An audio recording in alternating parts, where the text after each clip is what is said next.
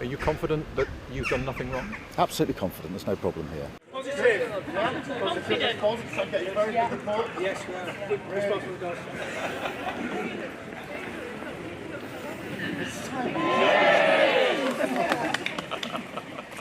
Who hasn't signed the petition yet? Any word for your victim, Mr. Khan? Yes, I think I heard something about it. Heard on the grapevine. Who tell me? You do, you really do. It's time for a change. Oh, it definitely is time for a change. I hope you're So we just heard about the Parliamentary Commissioner for Standards investigating you. What can you tell us? Well, that's an investigation and we'll be responding in due course. What are you able to tell us about what that investigation is about? Well, I need to talk to my office about that, but we're responding in due course. Has it come as a surprise to you? No. So when were you aware of this? Well, it's all MPs are made aware if there's any concerns. My office is dealing with it and will be replying in due course. Are you confident that you've done nothing wrong? Absolutely confident, there's no problem here. Okay, to move on to other issues, the economy. The CBI says that vital actions need to be taken.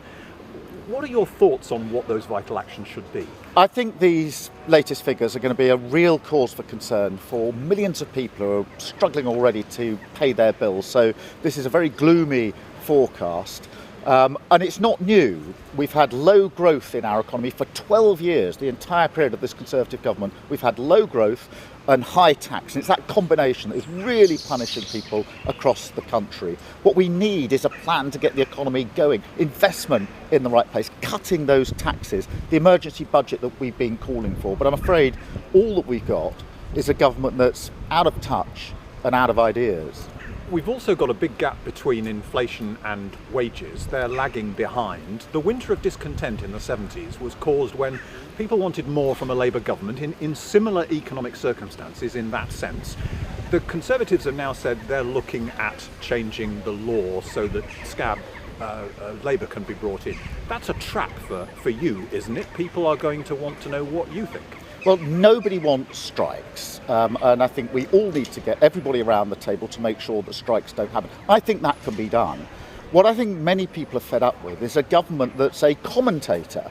We need a government that rolls up its sleeves, gets the relevant people around the table and stops these strikes happening in the first place. That's what we need above all else. On Northern Ireland, the protocol, you could end up leading a country that is known for breaking international law. What do you think of that? I was in Dublin last week and then in Belfast last week talking to leading politicians, all the political parties, the business communities, and I think the answer to this is to accept there are some problems in the way the protocol works, but they could be resolved around the negotiating table with statecraft, with guile, with trust. Unfortunately, we don't have those in the current Prime Minister.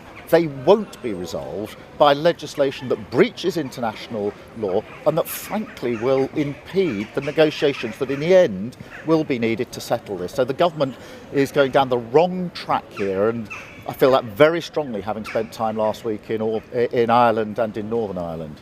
And on Rwanda, finally, is the government going down the right track there? They say that it will break the model of the people smugglers.